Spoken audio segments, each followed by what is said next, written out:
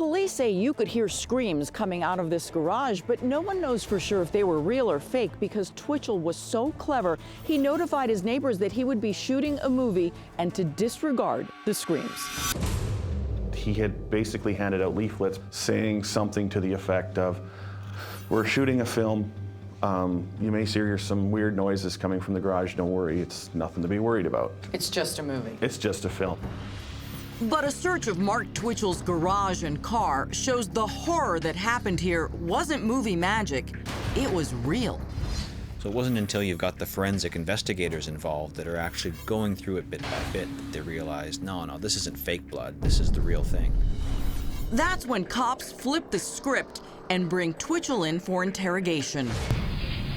You know exactly why you're here.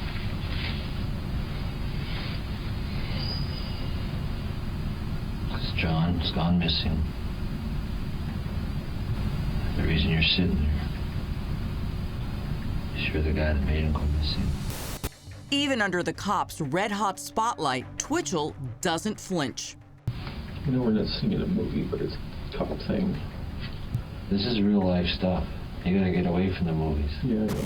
So get out of your film producer mode and the facade of thinking that everyone's an actor.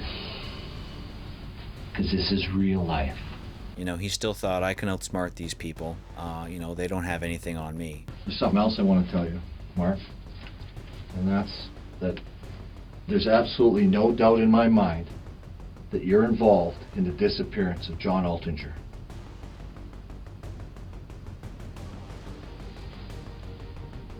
No doubt in my mind at all, Mark. Why?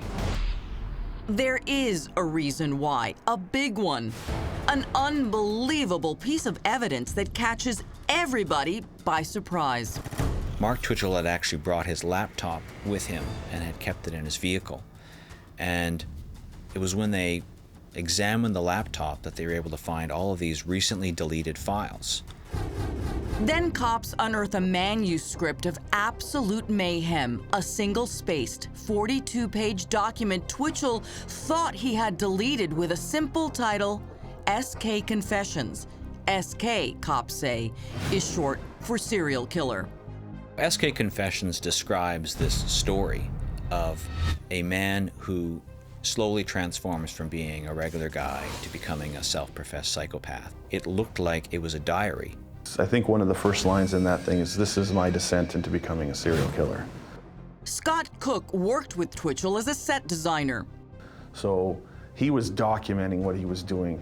In his diary of death, Twitchell describes setting up his, quote, little workshop of horrors, claiming to use online dating to rope in my victims.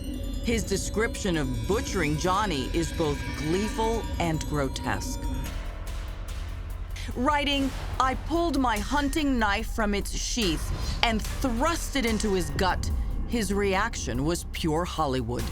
"I sliced open his jugular, let him bleed out right there on the floor." Most bloodthirsty of all, Twitchell's attempts to cover up his crime. First, burning Johnny's body in a barrel. When that fails, dismembering his singed corpse in a ghastly do-it-yourself autopsy.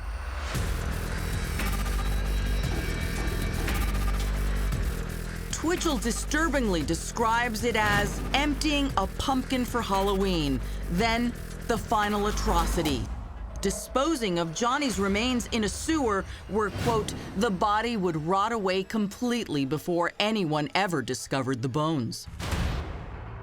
But the level of graphic detail in that document is extremely high. It was so gruesome that he couldn't really have made this up. It was nothing like Hollywood had portrayed any kind of television or even movie. Or was it? Could this all just be another figment of Twitchell's demented imagination? Tragically, cops are convinced it's all true. The police were able to prove 85% of that document was accurate. There was no doubt in my mind that he had done it, that, he should burn for it. And quite frankly, I was disgusted by the level of detail that was in it. But there's one more part of Twitchell's depraved account that sends up red flags. The most important aspect of it was that it talked about a guy who got away. Finding the surviving victim was a crucial step. It could help prove that SK Confessions was a diary. Gilles Tétrault is the one who got away. He kept his horror a secret until he sees that mask looking back at him in the local papers. He knows he can't hide his story from the police any longer. And I said, well, I'm the first victim and I got away, and I think you guys want to talk to me. And his jaw fell to the floor. So we're struggling, and somehow I ended up this way again. I told him the whole story from front to back, and then he had me tell it in reverse, from back to front. But he had many chances to kill me, he never did. It's word for word what it said into the diary. It just wasn't professional. It was just like, it was maybe his first time. Gilles lays out details only the first victim would know. So this diary was really a step-by-step about how he lured you and what he did to you. That's right, yeah. If my story was true in the diary, then obviously the other story was true as well. Investigators nail Twitchell with a murder charge, taking him down fittingly on Halloween.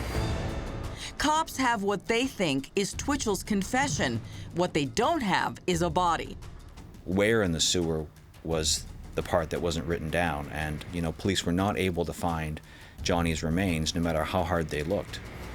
Hey Mark, are we beating a dead horse here, or are you going to tell us where the body is? Cops cruise Twitchell around the crime scenes, trolling for a confession. Bring back any memories? You want to tell us where the body is now? And get this over with? Get you back to the station? But Twitchell is suddenly silent. That's a huge problem, one that could jeopardize the entire case. So how do you prove a murder if you don't have a body?